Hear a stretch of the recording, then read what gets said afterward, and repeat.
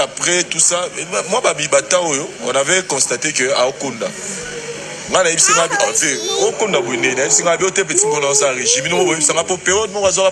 palpitation il y a cœur. Toujours il y a palpitation journal on a les là 8h to 22h dans la Kenan hôpital toqué ba sali examen tout ba c'est ga ba vitesse à moi munene na manque physique faut nous sommes ba physique to ici là. Alors, à Epsinga, on a bien nommé, c'est au début, ça va il y a moi au Konda, Liboumou, on a ça le régime na Konda. Bon, nous avons ma canisa, mi balité. Mais tu remarques que Konda, ils ont yara ma casse par là, que tout le monde est possible de faire, qui non, c'est cet examen. On ne sait jamais. Va ça l'examen général. Ne ba doucou, ba le bao, à Koufi na Sida. Moi, je vous informe que à ça l'examen général, il y a Sida. Pour te dire, ceux qui veulent à la Sida, veulent à Tigala jamais aux la Sida. À ça examen général bah ça là qui est bah moniono azana ba levi azana ba nyamamo le roi ba mibe azana hémorroïde parce que à un moment donné romaki na manque appétit parce que na simatoro la na na manque appétit na romaki ta muto lamba biloko yeso ga sur la biloko na do esale bien té on va le tondi déjà voilà et l'hôpital la bisora to kendara ya ba gishasa ba bi que non ils a hémorroïde ils a ba PCPC ba kisi tout mais au fur et à mesure les autres qui ne sont pas à s'améliorer tout le monde a mutu et tes autres s'améliorer karaté combien de mots sur la nos sentir on mais la paiement même émission tout ça un jour wana o ya suka to vanaka sur va remarquer au monde que abano loba mais na moi paiement le droit de forcer et to ça sous ba examen mususu to que non ça on a ba na dibaya a na dibaya na balobi ote ba remarquer ni mafuta ya yeza moi ko matamuke na nzoto ba komile ba antibiotique moko wana mais aisinga bi nazoka na nzoto pena no rama mais les déranger ezaka ka libumu na ka libumu moto petit donc so na ngi moto e mo funa so makolo na tia likolo ami si bon ngala aisinga bi ve soki si antibiotique qui changement zaté en tout cas on a photo to pour approfondir pena ba examen plutôt yeba pena après go epsi hôtel moi na ça estomac ba combien route ba qui ça estomac tout ça mais la rabani mais ngao dans singa bive estomac ezaka rocha souci parce que peut-être autant nengo zalaka okomi maman roboyer peut-être ngo do salo bongo fotika souci tala bana otiki bana bien ba tabana otiki bana baza bana mikie donc yo ne faut à la faute on est fortifier quand les ala et après tango toko kende kingakati o tokendaki ya makambo ya nini mama amoni mama kamo ikutabi oh t'as dit c'est quoi yo to salaki na yo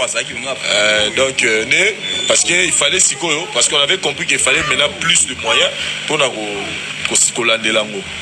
et tant que kende kingakati na kati tanga kende kingakati ça qui déjà malade asa malade makasi kutu nga kutu jurango na yeba kutu tera oya donc na zayi kutu sipi ponga na vai na bisboy oh ermo na chebo na mwina vanga bi oh veuzawa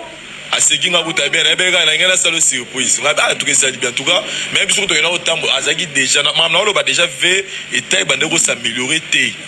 donc ve alors ko zo sentir que azo des babani ils ont des bakaka et par rapport à ngo il fallait plus de moyens pour lancer l'examen général tout ça bani il y a une dame moi azarana hôpital mo na GB azarana poto bazarape awa hôpital na bango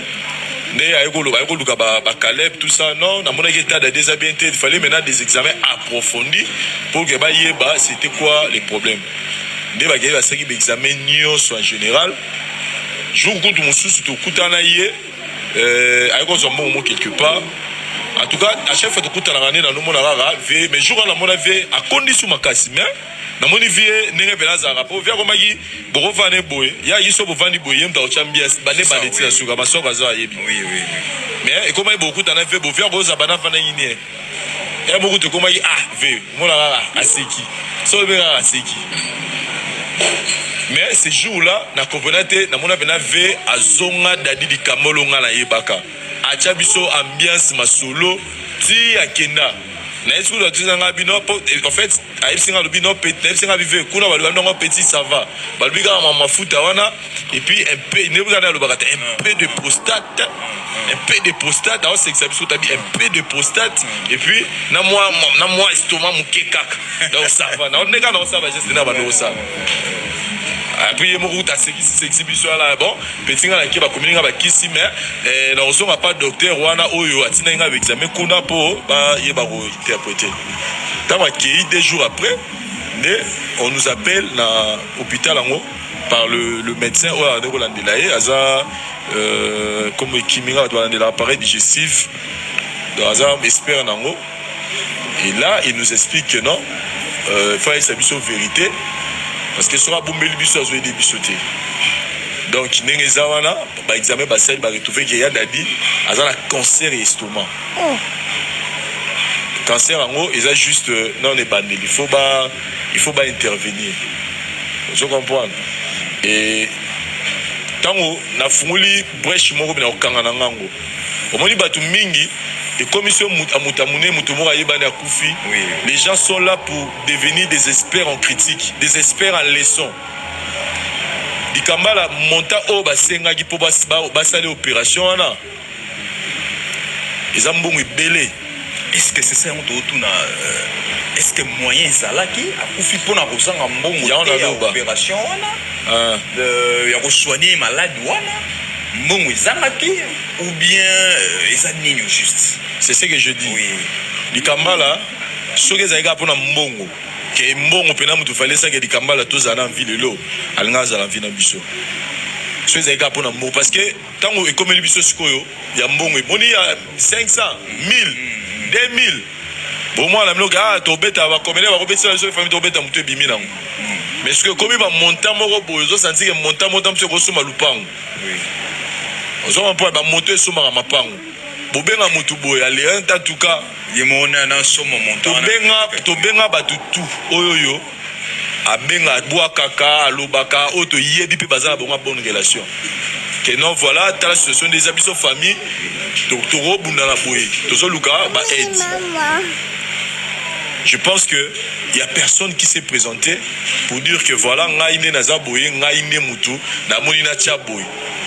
Vous comprenez parce que comme il m'a solo, j'ai dit que bah on soutenir on a vite que soutenir yete. Il y a batune va voir va soutenir mais tant que comment est-ce qu'il y a montant on a pas opérer.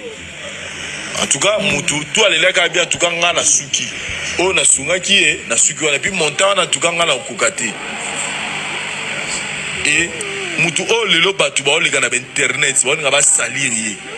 Ba o leka ba bimise onire soki nani.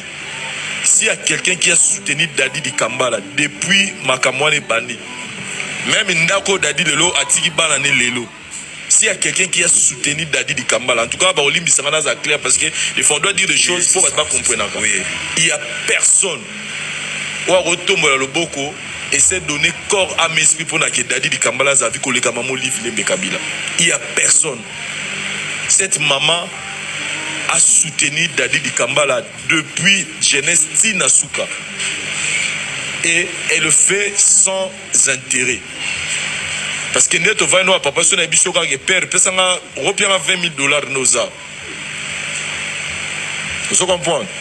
Dadi di Kambala ke kingakati te ki azaki ya bonne santé na ndako na été. Abisso yo zalaki na kingakati. Même je me souviens tant que j'étais les mapoto de la visite il y a bande au kokate si tu biso to tikali billet pena zaki ya kovanda bazalaki na ndekona de fois dans la vie biso famille moi je représente la famille je dis merci à maman Olive Lembe Kabila et je dis merci à maman Olive Lembe Kabila car pour na Dadi di Kambala té je dis maman merci à maman Olive Lembe Kabila pour tous les gens oyo Azosunga na ONG na Initiative Plus. Mais Vincent Louise, dans tout ça, est-ce que n'engé zolo ba ko décourager muto Azosunga ba tout. Mama sara bola muté po ba betele maboko. Asara bola mpoza nature na ye. Et ko décourager et ko décourager mutu nena sara bola mwana ya nature na eza kwa yo ba biso mandefu nwana yo bi bon mandefu na yo su tete. Donc eza nature na ye, asara bola. Eza nature, c'est pas les blabla là tous ces gens là, tous ena on va pululo. Ba fingi ti pulula kunamia to moni na biso pe bangote Donc en tout cas pour la Kaya Dikamba, moi je dis que on a besoin de tout le monde, on n'a pas besoin des gens qui viennent là pour parce que nena otuluba ceux qui ont pour Mbongo Dikamba. Est-ce que Dadi va opérer qui est Dadi Dikamba là, je dois être vrai. Moni madame sous photo to lobango pour batuba basa fixer une opinion. Bah opérer, je pense après 1h ou 1h30 après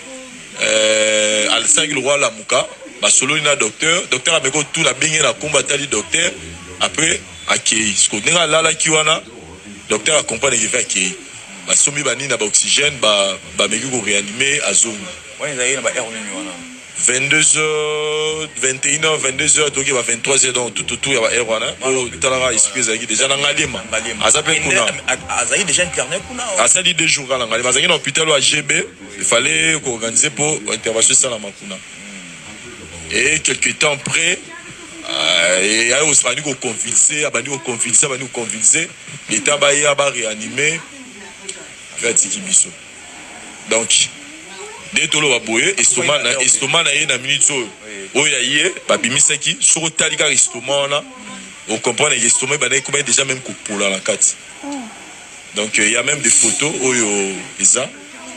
Donc, quand les gens disent, oh, pancréas, non. Oh, boy, oh, et quand oh, Dada Koufi n'a problème à guerre, non.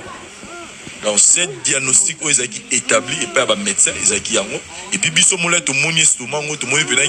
et là, on m'a déjà balayé parce que même si on a même l'endoscopie, examen, parce qu'il y a une carte, il y a une vidéo, moi, il y a une hémorragie, et ça, quand tu vois maquiller, tu as sia. Bah, ça a bon. Donc, tu m'aimerais pour retourner à la docteur, cause des années, en tout cas, on nous a élaboré beaucoup de causes. Ok. En bref, nous avons calculé la revue dans la coupe. Mais en tout cas, je voulais vraiment éclaircir les gens par rapport à je suivi les émissions sur internet, je vis que non, une précision trop. Alors moi je suis de la famille, je suis chroniqueur, je peux pas laisser les noms de mon frère à la salle. Tout apporter main forte pour la Kamango et donc c'est-à-dire que ceux qui font ça, tu lui as eu courage pour toi y a une émission, c'est par rapport au Batmakomi Koloba sur grand frère Nayo. Voilà. Et en gros, vous êtes d'accord dans votre voilà,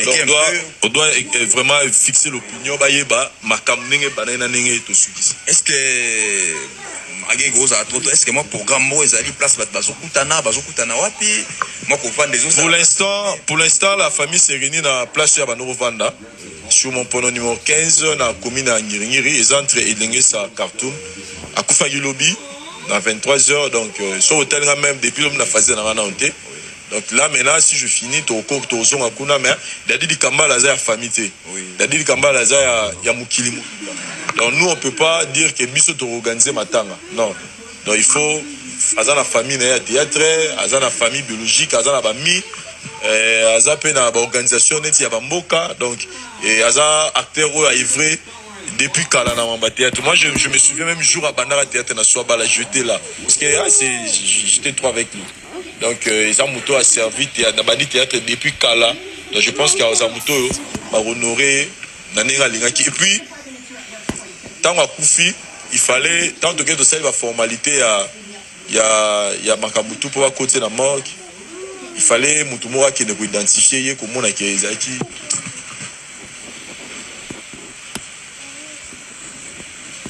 ça bon. Et ça en réalité à vie c'est ça bon. Pour comprendre douleur au biso tozoyoka et kokanité na oyo 27 juillet azoyoka biso toyoka mawa babaka pasi sokoli ngoye ba pasi ya kufela soki yo po kufela mutu mo waza cher na yo atuko comprendre ngana zo comprendre douleur oyo azoyoka par rapport na pe na bungisa oyo nga papa en tout cas na ibi douleur nini oyo na yoka ka na ibi oyo douleur nini azoyoka oyo 27 juillet courage natika na souvenir moi mabe alali aoseka. Pour une première fois, mon amour Koufi, alali aoseka. Il y a des Koufi na sourire. Et on s'est posé parce que avant Koufi, moi kanda tellement nous go lobate,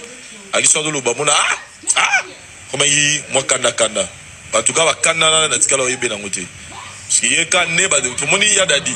ye caméra tikalo ici na vie na été monika ne ba mo no moni na caméra c'est comme ça qu'il vivait car ebise ngoye bablo on a donc c'est comme ça qu'il était il n'avait pas différence et toi non c'est que vous venez donc caméra la ndege partout et c'était pour une première fois tout le monde a et puis avant même que tu vas opérer même biso no s'opérer des espoirs parce que pesa qui visage mo boye ya mutaza sous na biso tamula été il a commencé même à nous parler à moi si na kufa ya titi oh maman badati bon il a eu de grande sœur moi tout siliquer là et tout ça banini donc c'était déjà quelque chose mais solo ya moi si na kufa et longina ye comment qui peut moni mutu so nga kufa comme arabe bizarre non comme genre mwindu do comprendre mais tant on a geta la yeni lali je retrouvé Dadi di Kambala oyo batutu ba ebaki elongi na efungwa mi pena na matama et a oseka atie pena we et c'était le plus grand choc qu'on a na Wagidobi parce qu'il fallait que je l'identifie. Dadi Kambala tiki moi si na bana combien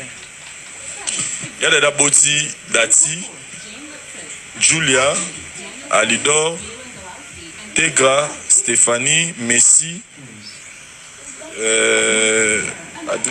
Adrisha 7 na